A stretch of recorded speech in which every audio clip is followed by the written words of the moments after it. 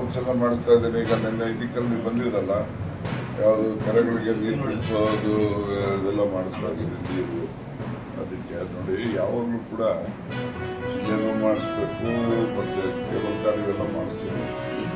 ಈಗ ಎಷ್ಟೋ ಇವು ತಾಲೂಕುಗಳು ಡಿಕ್ಲೇರ್ ಮಾಡೋರೆ, ಇನ್ನು ತಾಲೂಕಿಗೆ ಒಂದು ಟೇಬಲ್ ಕುರ್ಚಿನೂ ಕೊಡಿಸಿದ್ದಾರೆ. ಎಷ್ಟೋ ತಾಲೂಕು 32-42 ಮಾಡೋರೆ. ಒಂದು ಆಫೀಸ್ ಇಲ್ಲ, ಒಂದು ಟೇಬಲ್ ಕುರ್ಚಿ ಇಲ್ಲ, ಏನಿಲ್ಲ ಇದ್ದಾವೆ. ಒಂದು ಜಿಲ್ಲೆ ಮಾಡಿದ್ಮೇಲೆ ಫುಲ್ ಪ್ಲೇಟ್ ಜಿಲ್ಲೆ ಇದೆ, ಅದು ಇಮಿಡಿಯೇಟಾಗಿ ಎಲ್ಲ ಆಗಬೇಕು. ಸುಮ್ಮನೆ ಅಲ್ಲೆಲ್ಲೋ ಪೇಪರ್ ಮಾಡಿ ಡಿಕ್ಲೇರ್ ಮಾಡಿಬಿಟ್ಟು ಏನೋ ಆಗಲಿಲ್ಲ, ಅಲ್ಲಿ ಏನು ಪ್ರಯತ್ನ ಜನ ಬಂದಿಲ್ಲ ಸಿಕ್ಕಾಗುತ್ತೆ. ಅದಕ್ಕೋಸ್ಕರ ಎಲ್ಲ ಇನ್ಫ್ರಾಸ್ಟ್ರಕ್ಚರ್ ಡೆವಲಪ್ ಮಾಡ್ತಾ ಇದ್ದೀವಿ. ಈಗ ಡಿಸ್ಟ್ರಿಕ್ಟ್ ಆಫೀಸ್ಗೆ ಇರ್ಬೋದು, DC-ಗೆ ಇರ್ಬೋದು, CO ಇರ್ಬೋದು, ಪೊಲೀಸ್ ಆಫೀಸ್ಗೆ ಇರ್ಬೋದು, ಮತ್ತು ಈಗ RTO ಆಫೀಸ್ ಎಲ್ಲ ಈಗ ಹೊಸದಾಗಿ ಕೆಲಸ ಶುರು ಮಾಡ್ತಿದ್ದೀನಿ. ರಾಮಲಿಂಗಾರೆಡ್ಡಿ ಫೌಂಡೇಶನ್ ಹಾಕೋಣ ಅಂತಿದ್ದೀನಿ. ಇಲ್ಲಾಂದರೆ ಎಲ್ಲ ಕ್ಲಬ್ ಮಾಡಿ ಚೀಫ್ ಮಿನಿಸ್ಟರ್ನ ಕೆಲಸ ಅಂತಲೂ ಅನ್ಕೊಳ್ತಾ ಇದ್ದೀನಿ.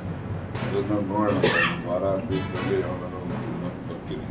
ಈಗ RTO ಆಫೀಸು ಅಲ್ಲಿ ಡ್ರೈವಿಂಗ್ ಟ್ರ್ಯಾಕು ಟೆಸ್ಟಿಂಗಿಗೆ ಎಲ್ಲ ಕಂಪ್ಯೂಟರೈಸ್ಡ್ ಟೆಸ್ಟಿಂಗ್. ಯಾರು ಬೇಕು ದುಡ್ಡು ಇಸ್ಕೊಂಡು ಬರ್ಕೊಂಡು ಸರ್ಟಿಫಿಕೇಟ್ ಕೊಡೋಕ್ಕಿಲ್ಲ, ಅವೆಲ್ಲ ಕಂಪ್ಯೂಟರೈಸ್ಡ್ ಇರ್ತವೆ.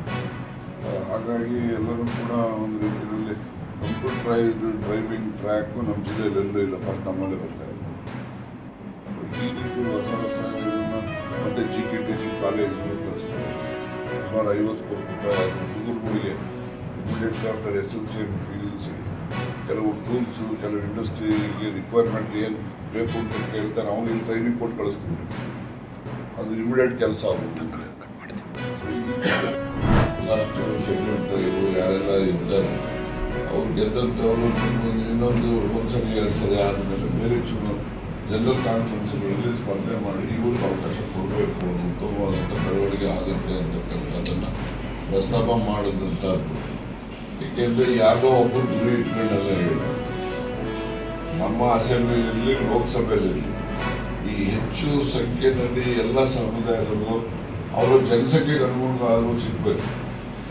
ಇಲ್ಲ ಅಂತ ಹೇಳಿದ್ರೆ ನಾವು ಸುಮ್ಮನೆ ಯಾರೋ ಇರೋ ನಾವೇ ಅದು ಅನುಭವಿಸ್ಕೊಂಡು ಹೋಗೋದಲ್ಲ.